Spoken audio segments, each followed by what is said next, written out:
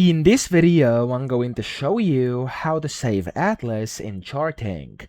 Now, the first thing you have to do, of course, is create an atlas. I do have one already, so if you want to know how to do it, I do have a separate video teaching you exactly how to create one if you are a beginner. So now when I have it, I'm going to go and click on it in here, and then we're going to add some widgets and then save it so I can show you how to, of course, save your atlas in ChartInk.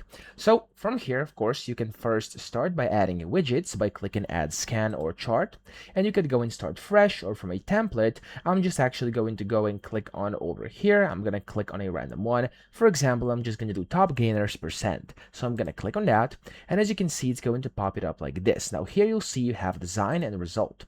What you can do over here, you'll see when you go to either one of these, at the bottom it says add to current dashboard. So to actually save it, you're going to have to click this, because if you don't, if I go out, so back to, for example, Atlas over here to where it's going to show my current atlases and everything in them, you'll see that there's not going to be any widgets on there because I haven't saved this. So here you'll see, there we go, has 0 widgets. If I now go back, nothing actually got saved because I didn't actually add anything to my Atlas dashboard.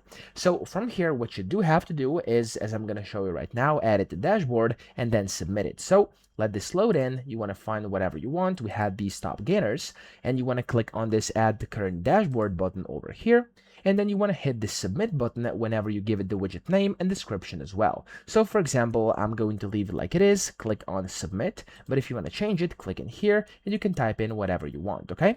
So I'm just going to click on the submit button, and there we go. As you can see, I now have one widget in here, and this is then automatically going to save as soon as you hit the submit button. So if I actually go back to Atlas, you'll see it's going to say I do have one widget on my current Atlas dashboard, okay?